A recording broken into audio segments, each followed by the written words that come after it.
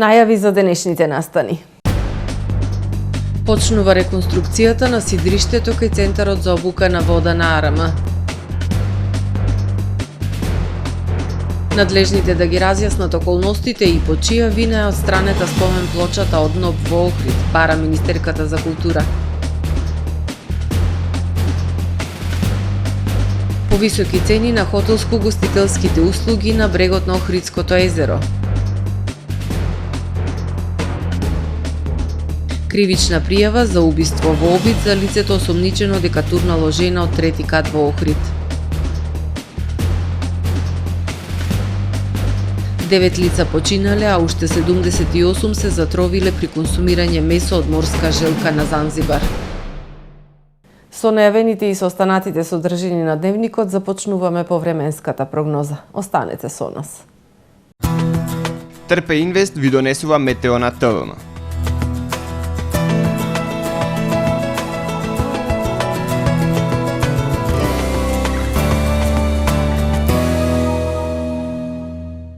Во Охрид денес имавме умерено облачно време со сончеви периоди. Во попладневните и во вечерните часови нестабилно време со пообилни врнежи од дожд. Максималната дневна температура изнесуваше 12 степени Целзиусови. Во вторник локално во северозападна, централна и југоисточна Европа, како и во најголем дел од Апенинскиот и Балканскиот полуостров, ќе превладува умерено облачно и нестабилно време со врнежи од дожд. Во областа на Алпите со врнежи од снег. Во останатите предели од Европа доминација на поле на висок воздушен притисок кој што ќе условува претежно ведро време со локална облачност. На Балканскиот полуостров утре ќе превладува умерено облачно и нестабилно време со врнежи од дожд. Ќе биде ветровито и свежо со пад на дневните температури. Максималните дневни температури ќе се движат во интервал од 11 до 16 степени. Во Македонија во вторник ќе превладува умерено облачно и нестабилно време со врнежи од дожд. Локално се очекуваат да наврнат и до 20 литри. Над 1500 метри надморска височина со слаби врнежи од снег. Ќе дува до умерен засилен југоисточен ветер кој што ќе достигне брзина и до 30 км на час. Минималните температури ќе се движат во интервал од 1 до 10 степени, додека пак максималните дневни температури во Македонија утре ќе достигнат до 7, односно до 17 степени. Во Охрид во вторник ќе превладува умерено облачно и нестабилно време со врнежи од дожд. Ќе дува засилен југозападен ветер. Минималната температура од 5 степени, додека пак дневната ќе достигне до 11 степени. Во Охрид во среда ќе превладува умерено облачно и нестабилно време со врнежи од дожд и дневна температура до 11 степени. Во четврток по свежото утро и температура од 1 степен, во текот на денот ќе превладува умерено облачно време со сончеви периоди и дневна температура до 11 степени. Во петок по свежото утро и температура од 2 степени, во текот на денот ќе превладува претежно сончево време со појава на локална облачност и дневна температура до 12 степени.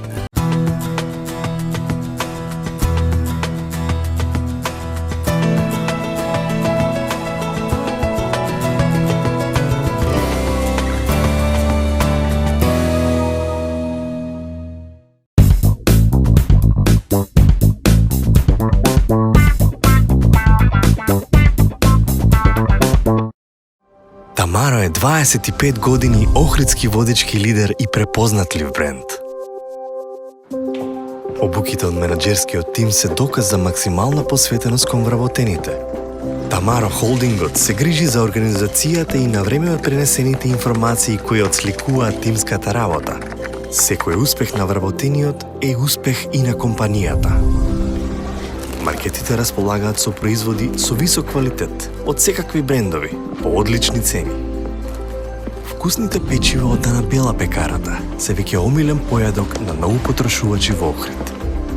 Анабела кујната услужува голем број на потрошувачи и компании.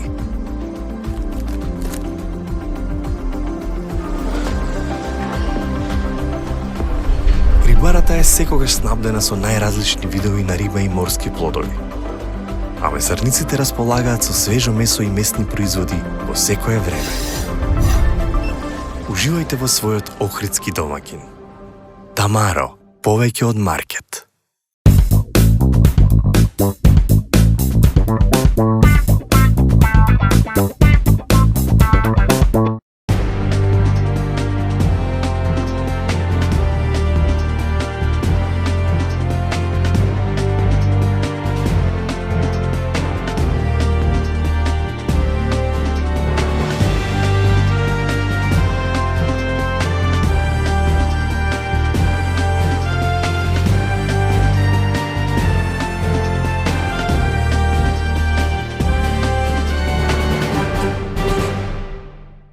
Добар ден, прво издание на Дневникот на ТВМ.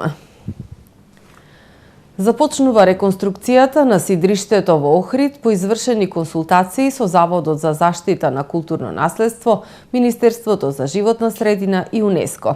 Работите требаше да започнат уште во ноември минатата година, но Министерството за одбрана добило забелешки од невладина организација за влијанието на реконструкцијата врз животната средина. Од денеска продолжува реконструкцијата на старата и дотраена дрвена платформа на сидриштето во каналот Студенчишта во делот кој се користи за паркирање на пловни објекти и изградба на подпорен зид.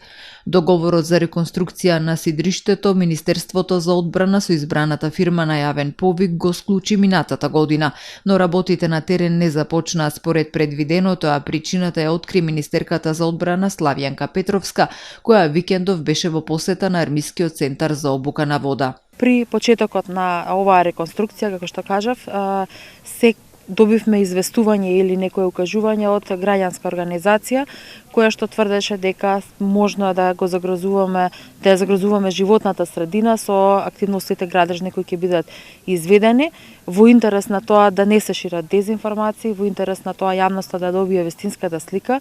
Го стопиравме времено оваа реконструкција, ја стопиравме и се разбира за потврда се обративме до надлежните институции, Министерството за животна средина, Заводот за заштита на културното наследство и УНЕСКО, кои сите по увидот кои го направија во документацијата, вклучително и елаборатот за заштита на животната средина, констатираа дека нема никаква опасност по животната средина. Одлуката за реконструкција на сидриштето е донесена пред повеќе од една година откако бил направен надзор од стручни лица од чија што страна било констатирано дека истото е во лоша состојба и представува опасност за корисниците.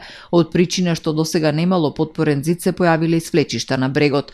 Реконструкцијата на сидриштето опфаќа изведба и на подпорен бетонски зид за да нема свлечишта, поставување на нова дрвена платформа изведена од дрвена конструкција и поставување нови канделабри и рефлектори за осветлување. Новата дрвена платформа ќе биде изработена од импрегнирани дрвени елементи за кои што ќе се користат еколошки материјали за импрегнација за да не дојде до загадување на езерската вода, информира од Министерството за ТВМ уште во ноември минатата година. Реконструкцијата на платформата со еколошки материјали се однесува на левата страна на Студенчишкиот канал и тоа во должина од 190 метри. Се очекува работите да бидат завршени во рок од 45 дена. Реконструкцијата се врши врз основа на истиот проект, согласно кој е изведена реконструкција на десната страна на каналот. Сидриштето Билјанин извори во Охрид е изградено во 2005 година со тоа што тогаш е поставена сегашната платформа, која што до денес не е реконструирана. Истата се користи за воени и за цивилни пловни објекти. Отстранета спомен плочата на улицата Димитар Влахов, која сведочи за настан од антифашистичката борба на македонскиот народ. Министерката за култура го осуди чинот и ги повика надлежните да ги разјаснат околностите како и по чија вина е отстранета спомен плочата. Плочата стоеше пред куќата со автентична градба и историско значење која целосно беше изменета во спорна реконструкција за која во основното јавно обвинителство Охрид се води истражна постапка за бесправно градење. Откако не остана ништо од автентичната градба на улица Димитар Влахов, отстранета и спомен плочата посветена на настанот Народно-слободителната војна. Инвеститорот, одстапувајќи од проектот за реконструкција и конзерваторското одобрение, прво е отстрани оригиналната куќа, а сега е отстрани и мермерната спомен плоча, потсетник на историскиот настан од 1941 година, кога на тоа место Бугарскиот воен суд во Охрид ги осудил на смрт со бесење Лазар Колишевски и Петре Пирузе, додека Кирил Главинчев, Антон Дуков и Јаким Спировски биле осудени на повеќегодишна затворска казна поради организирање вооружено востание против бугарскиот фашистички окупатор. Ваквиот начин на третирање на културно заштитеното наследство е казниво дело, се огласи министерката за култура Бисера Костадиновска Стојчевска, најостро осудувајќи го отстранувањето на плочата. Таа ги повика надлежните институции, Управата за заштита на културно наследство, Министерството за внатрешни работи и Општина Охрид, како надлежна за подигање, чување, одржување, заштита и користење на спомен обележјата, да постапат во рамки на своите законски надлежности и да ги разјаснат околностите како и по чија вина е отстранета спомен плочата. Секој треба да биде одговорен согласно законските обврски и да придонесе кон почитување на историјата и историските настани. Веднаш ќе постапиме согласно Законот за меморијалните споменици и споменобележја и ќе испратиме инспекција на терен за да се утврди фактичката состојба и примената на законот, се вели во реакцијата на Костадиновска Стојчевска.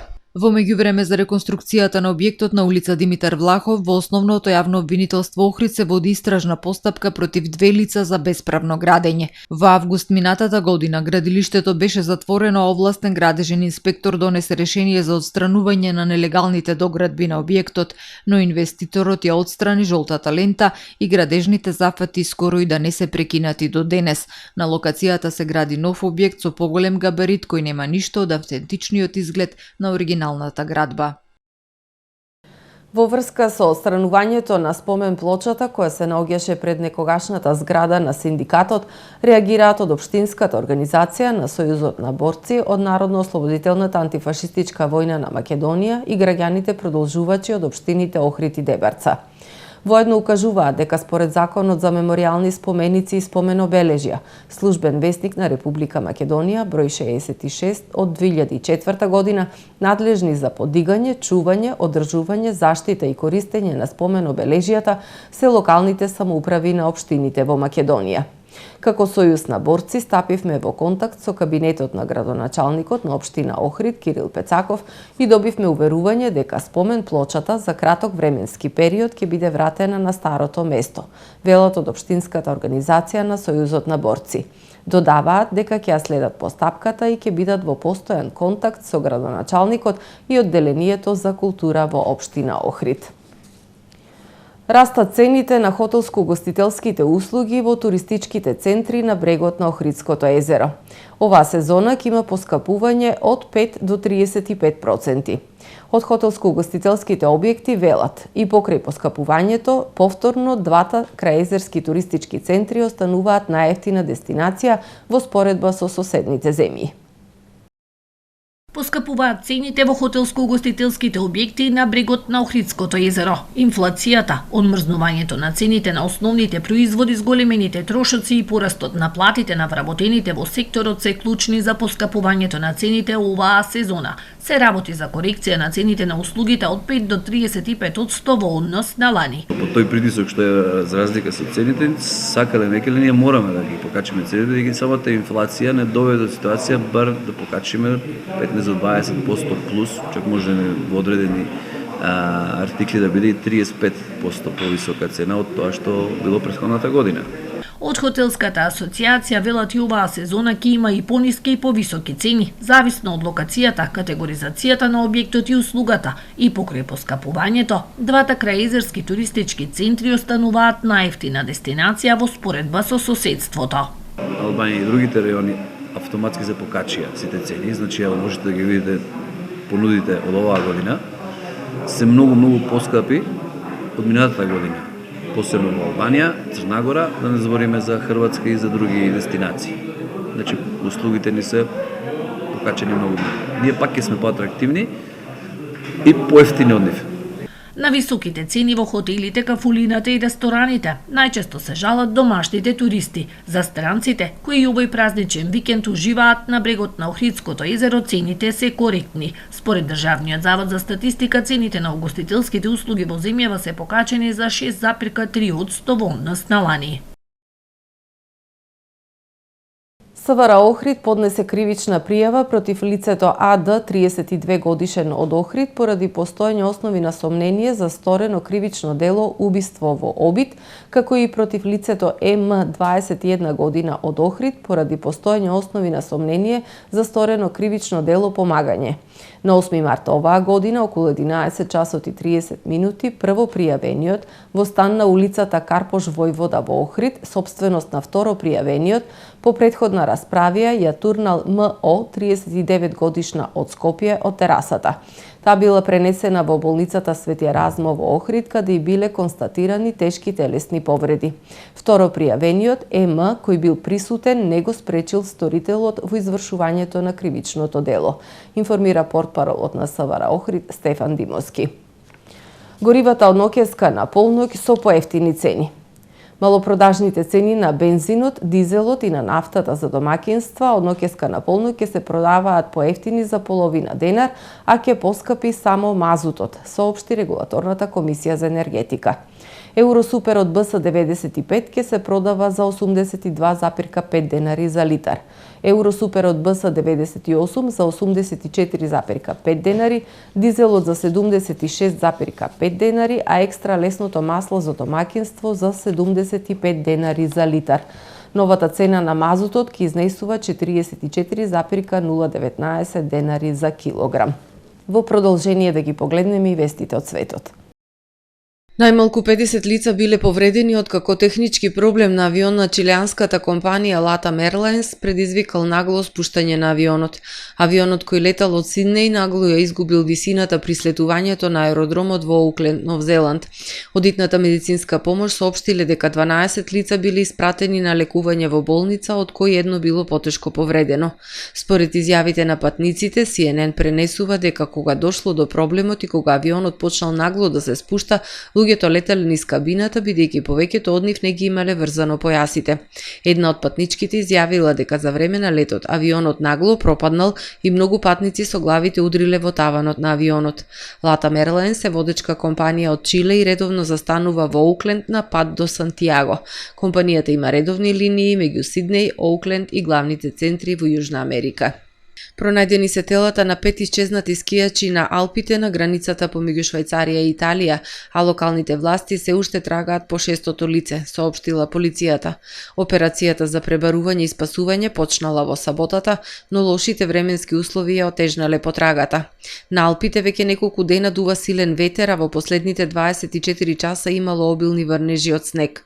Водачот на спасувачите изјавил дека групата најверојатно ја совладала лошото време, а не лавина, бидејќи ризикот од лавини во областа каде што исчезнале скијачите бил мал. Властите соопштиле дека сите загинати скијачи биле швајцарски државјани на возраст помеѓу 21 и 58 години. Ројтерс пренесува дека сите загинати биле од исто семејство, а шестиот исчезнат скијач по кој се трага бил од истата група, но не бил член на нивното семејство. Хорор во познато летувалиште во Занзибар, 8 деца и една жена починале, а уште 78 луѓе завршиле во болница откако се затровиле со јадење направено со месо од морска желка, соопштиле тамошните власти. Месото од желка се смета за деликатес меѓу локалното население, но консумирањето месо од контаминирани желки може да доведе до труење наречено хелонитоксин, кој може да предизвика смрт. Не постоел лек за овој вид на труење. Локалните власти на Занзибар веднаш испратиле итен кризен тим кој апелирал до луѓето никако да не консумираат месо од желка. Сличен случај бил забележан на островот и во 2021 година кога загинале 7 лица меѓу кои и едно дете.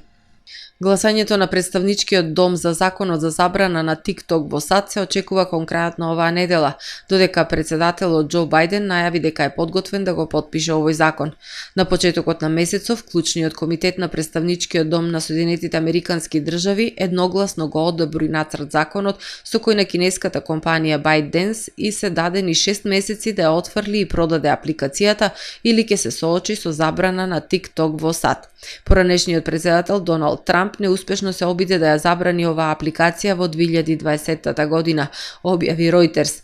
TikTok апликацијата има околу 170 милиони корисници во Америка и многу западни земји во текот на минатата година направија значителни напори за да го ограничат пристапот до TikTok, повикувајќи се на безбедносни закани.